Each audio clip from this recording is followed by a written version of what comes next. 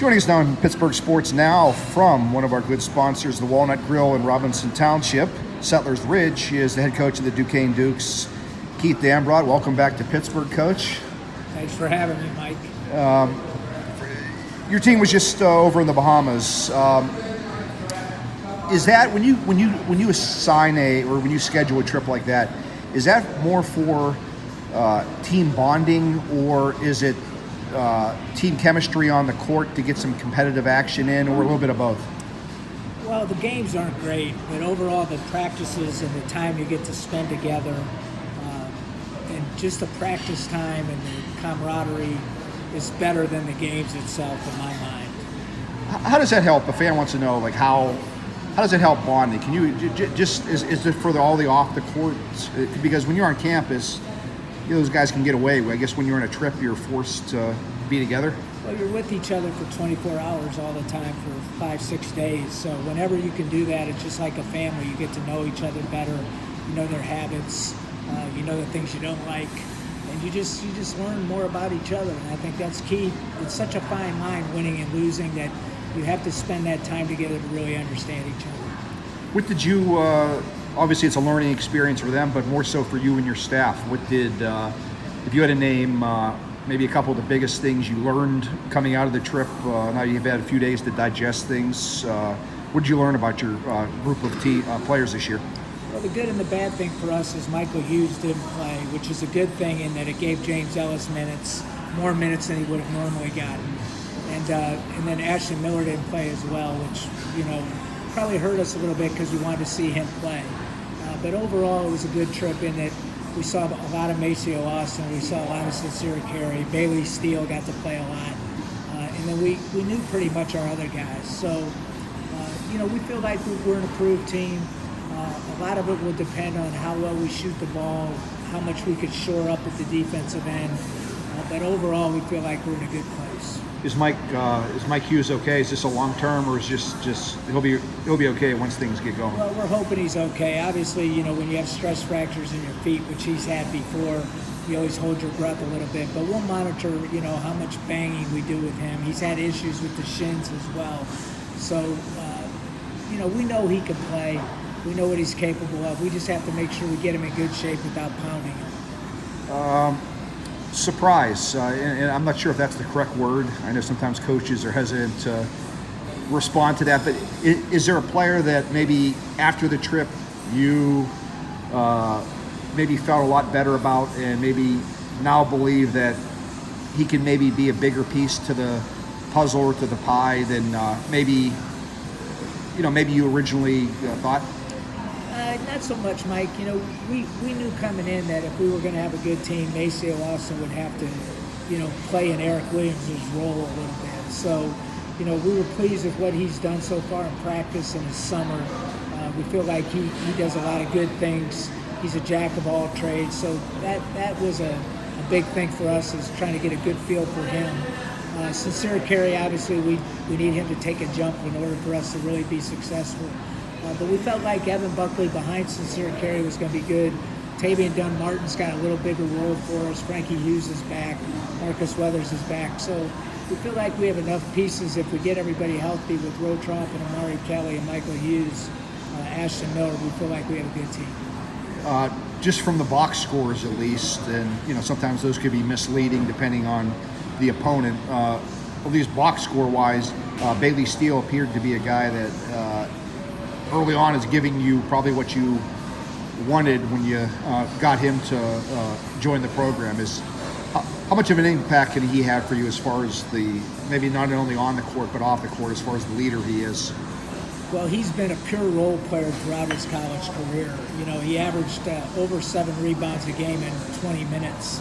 But we feel like he can be a little bit more than that. He's got a good shooting stroke. He's going to rebound the ball at a high level. He has to improve defensively. But the one thing about him is he gets in the gym on a consistent basis. And from a pure culture standpoint, he's really helped us, just by showing these young guys how hard you have to work to achieve your goals. Guard-wise, from an untrained eye, just from what I see, it appears as though you appear to be in a good spot as far as the amount of talented options you have at that position. Is that a fair statement? Well, we're experienced. We're no longer inexperienced. You figure with Lamar Norman, Tavian Dunn, Martin Sincere, Carey, Frankie Hughes, those guys have all played a lot of basketball. So we feel like we just have to shore up defensively. We have to get better there. We have to make it an emphasis. We have to understand that we're not going to be in the game if we don't play great defense. And we're not going to win championships unless we improve in that end, and especially the rebounding end. Just two more questions before I wrap this up with, we asked for a couple fan questions for you. Is there any update on the building situation and how much of it's probably going to be, this is probably the first time I'm not sure if this is the first time you've ever had experience something like this. Have you thought about, or how much have you thought about, is that going to change you guys much as far as how you're going to have to prepare and everything? And is there any update on the building? I think that's an excellent question. I think it affects us in multiple ways. I think one, obviously we don't have a true home court. So you have to win at home in order to have success. And then we don't want to make excuses. We don't want to say, hey, we're not winning at a high level because of the building, because that's not really how I'm built. The second thing is practice. The best thing about Colombo is that practice facility. And, we're in the rec center now, which is, we've turned into a pretty good place, but it's not quite as good as, the Colombo. And I think the thing about that is we don't have as much time, we don't have as many baskets, so we have to be much more efficient as a coaching staff. But again, we're never going to use those as excuses. My first job, I was a head coach at Tiffin University at 25, and we played every day at the YMCA, so I'm used to not having a lot, so I'm built pretty well for this situation. And last thing here is the state of the Duquesne program. You mentioned me in the past that you believe this program has the potential to be a Xavier, a strong program on the East that can be a NCAA team. Where is this program at, maybe compared to where it was a couple of years ago, and how far away is it from the program you envision it to be? Well, I think we've done a good job of turning the corner. We went from, inherited a team that won, I think, 10 games, won 16 our first year, and then last year, we won 19. Is it where I want it to be? No, but I think we've overhauled our program, our players, our rosters, and we've really built it strong on culture now, where I didn't think we had good enough culture to win a championship last year, but I do think we do now. Okay, and we're going to wrap this up with 3 fan questions from the Duquesne men's basketball Facebook page. First of all, Bailey's mother, Mrs. Steele, wanted to say hi to you, and she said, "You're awesome." All right. For now, I am. Question here from Len. Can you envision playing Michael Hughes and Bailey together, or is that a either-or situation? Well, that's something I think we need to do in order to have success. I think the one thing about Bailey Steele is he shoots the ball very well from the perimeter, so he can score inside and out. Now, present some defensive issues, and we'll have to address those as we go. Whether that means we got to play a little bit more zone or a little bit more sagged off defensively, man-to-man wise. But we do want to play them together. Okay, question from Mark. Can you give us an update on Howard Sincere's knees? Well, knock on wood, he's been really good all summer. We cleaned him up during the season with the surgery, and that seemed to do the trick. You're never out of the woods with things like that, but he's a strong, tough guy. So if anybody can get through what he's been through, he can. And last question here is from Doug. Do you have any general thoughts on your out-of-conference schedule, and do you see any trap games?